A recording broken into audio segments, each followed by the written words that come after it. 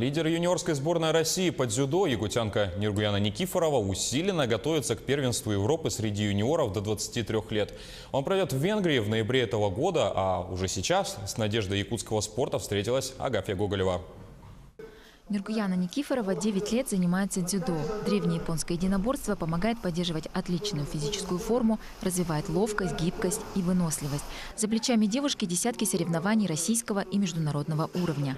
В апреле спортсменка завоевала бронзовую медаль на международном турнире серии Гран-при Анталия весовой категории до 78 килограммов.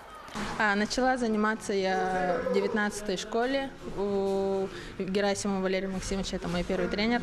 Уже на протяжении 8 лет я занимаюсь с Гамбадоржем. Дамдидоржем, вот мой личный тренер, который сейчас. На дзюдо я пришла сама. У нас, получается, секция открылась в школе 19-й.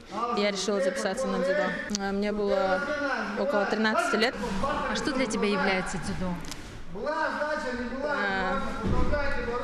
Ну, это не только как бы спорт, это уже как сейчас семья вторая получается. Тренер, команда, это уже больше, чем спорт. После 8 класса юная спортсменка поступила в училище Олимпийского резерва. По словам тренера, у Ниргуяны большие перспективы. Нами уже интересуется взрослая сборная, да, и вот нам уже дали третью возможность выступить со взрослыми.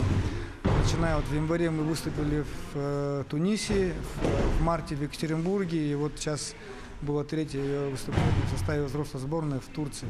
Поэтому мы как бы так одной ногой здесь, другой там. Но опять же для нас, конечно, значимо это будет первенство Европы до 23 лет. До первенства Европы в Венгрии дзюдоистке предстоит пройти несколько этапов подготовки. 3 мая Ниргуяна вылетает в Адлер, где пройдут сборы в составе сборной России.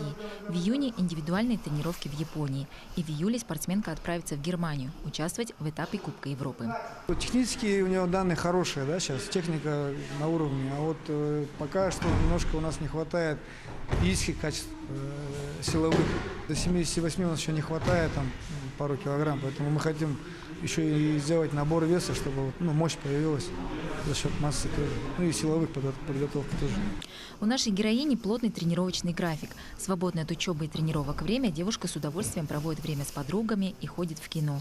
В будущем мечтает войти в олимпийскую сборную и участвовать в Олимпийских играх в Токио в 2020 году.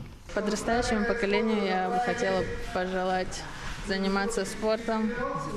Именно дзюдо, да, приходите в наш зал. Ну, потому что дзюдо дает все хорошие качества личностные. Есть возможность посетить другие страны, новое общение, новые друзья. Да, у меня вообще по всей России много друзей. И есть даже за границей друзья. Со всеми держим связь. Агафья Гоголева, Семен Семенов, Якутск.